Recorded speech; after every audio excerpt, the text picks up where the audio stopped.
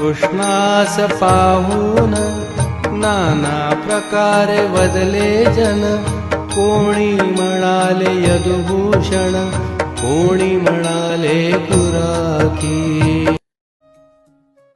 இந்த ஓவியின் பொருளாவது, ஸ்ரீ கிருஷ்ணரை பார்த்து ஜனங்கள் பலர் பலவிதமாக பேசினர்.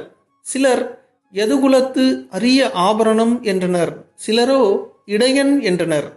இவ்வாறு ஸ்ரீ தாஸ்கனு மகாராஜ் ஏன் குறிப்பிடுகின்றார் என்றால், ஸ்ரீ கிருஷ்ணரை எப்படி சிலர் யதுகுலத்து அரிய ஆபரணம் என்றும் போற்றியும் சிலர் இடையன் என்று தூற்றியும் வந்தனரோ, அதுபோல ஸ்ரீ சாயியை ஷீரடியில் மிகப்பெரிய அவுலியா என்று சிலர் போற்றினர். அதே சமயத்தில் ஒரு சிலரோ பைத்தியக்கார பக்கிரி என்று தூற்றியும் வந்தனர்.